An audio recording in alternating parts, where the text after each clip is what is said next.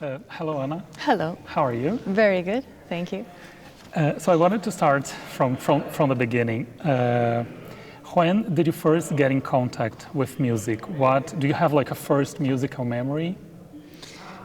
Well, there was always music home in our house. Like my father had a big record collection, so I mean, as far as I can remember, there was always music. And on the weekends, we always used to put on music after dinner and dance, everyone. That was a family tradition.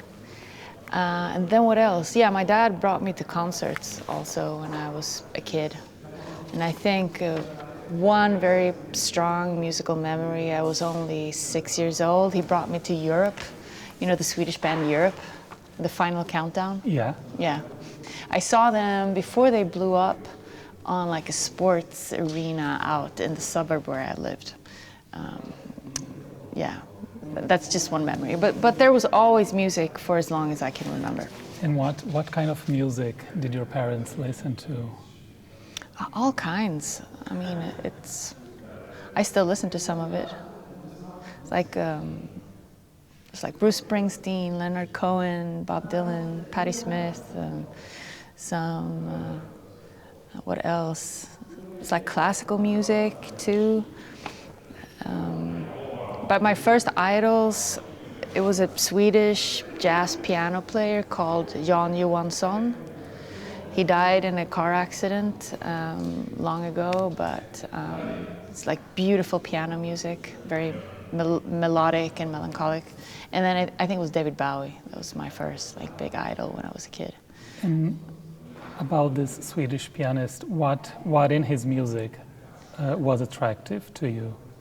It was the melodies. He was like inspired. He made some records with old Swedish folk songs that he interpreted, and then I guess just his style of playing. But I've always been drawn to strong melodies. I think we all react differently to the music we hear, and when you pick up a musical language that speaks to you, that touches you, I think it's one of the sort of the strongest. It's just been what's affected me the most, I think, music out of all the art forms. How old were you then? I can't remember. I was a kid. I mean, I was like 4 or 5 years old. And at which moment you are telling about this Swedish pianist that left an impression on you? At which moment you decided to play the piano? Was it related to this musical memory? No, I mean, I barely play the piano. Now I struggle with the piano. I've never really properly learned an instrument. I started with the guitar because the school offered music classes for all the kids. So it's very common in Sweden. It's sort of a community school where you get discounted music lessons. And I started when I was 9 to play guitar. And I did that once a week for a few years, but then I quit. And I never learned how to read music, but what I loved was to write songs. Like that was what I just got into right away. So ever since I was like 9, 10 years old, I've been writing my own songs, but I didn't enjoy to practice that much. I never learned to read. And even with piano,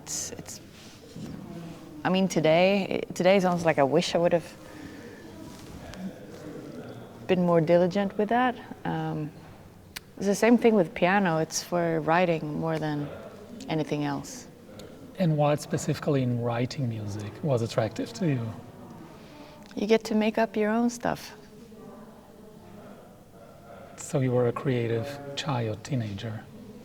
Yeah, I mean, that was one of the things I love to do. Yeah, I think I've always been. Yeah, when I get to do what I want. No, but it's like one of those, when you find something where time disappears, I think it's a good sign. And always when I sit down with the guitar, no one had to tell me to write songs when I was growing up. It's just something I enjoyed. And when I got into it, I forgot about everything else. And it still has that effect on me. It's one of those things that I get sucked into, and yeah. just really always still enjoy just as much. So it's kind of a moment away from everything. It's a moment, it's your moment with you when you are composing guitar. It's a moment away from the rest. Yeah, when you're able to just focus on one thing, and what do people call it? Flow. You're in the flow. It's nice to be in a flow. And at that moment, did you know that you wanted to be a musician, a professional musician, or was it just a kind of a pastime thing? How did this happen at that moment? It was never in my mind to be able to work with this. I mean, I'm not from a family that worked in art, or it was very distant in my mind that I could ever make a living. It was just something I enjoyed. But of course, I had I didn't even have a secret dream that I was going to make my living off of this. I just put a lot of time into it as soon as I could. But I had my mind set on going to school, and that's what I was encouraged to do, and it felt right. And I tried a lot of different programs and things. I had different jobs. I went to the university. I went to art school. I worked in an office. I worked in restaurants. I did a lot of different things, but I never found anything that I really wanted to do. And alongside of this, all the time I kept working on my music as soon as I got a chance, and then eventually that grew. And I recorded my first record with friends out in a sawmill on a small island off the coast of Sweden, and sort of financed that myself. And I think I borrowed some money from my parents. They were kind enough to lend me money for the boat trip over for all of us. And then then I got a record deal after that, and it just happened very quickly. But it took many years to get to that point. I mean, I was 25, 26. And was there a specific situation that happened in your life when you thought, okay, so this is it, now I'm gonna make music? Because at some point you had to decide, okay, so I'm gonna bring my friends over to this island and record this album. Was there a moment, was there a situation that... Yeah, I mean, when I got the chance to put out a record and sign a record deal, and I got some money for that, like a small advance for the record from them. So for a little period of time, I could just do this. So then I quit school, everything, and I just did only music. And I thought, no, I'm just doing it now. And it's worked out since then. And it's kept me busy. I still have it's funny, I studied to architecture, and I never signed out of that school. So I still have a space. You have to ask for permission to sign out, and I never did. So I could go back to school, but that's 15 years ago. And what are your memories from these sessions recording with your friends? Oh, it was just free. We did whatever we felt we wanted to. There was no pressure, only fun. You had to work with what you had, so there were limitations.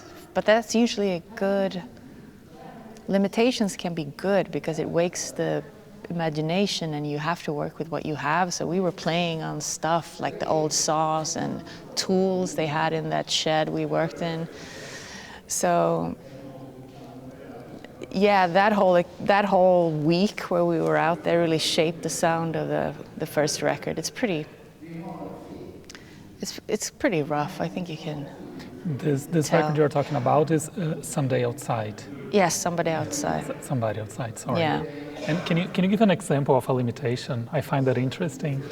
Oh, well, let's say you have 1,000 euros and you're 5 people and you have a shed to work in and you have the instruments that you own and get to borrow from people. That's limitations. Like you can't afford to be in an expensive studio, or you know, you can only work for a certain amount of time because everyone needs to go back to work, and maybe you just, you know, you have the instruments that are there, so it's very clear what you have to work with, you know, what money you have to spend, and then the sweat and the love and everything you put into it. So that gives you a pretty clear, defines what you have. That's I mean, you don't have to call it limitation, but I mean, for my fourth record, The Night Visitor, that I did in Nashville, completely different. Then there was like other limitations, but I sort of decided on it myself, that I was going to make a record where I only played fingerpicking. I wanted to play fingerpicking guitar and get better at playing guitar.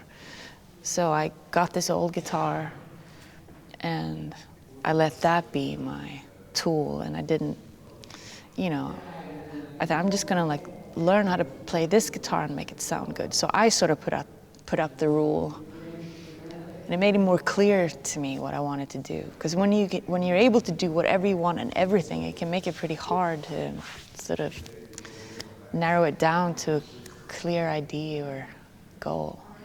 So maybe instead of limitation, we could use the word like borders. Yes, better. Yeah, that's a better word. Limitation sounds like negative. Yeah, yeah. Like there's a lack of something, but lack of something can make you invent a lot of good things. It can mean creativity. Yeah, it can mean creativity.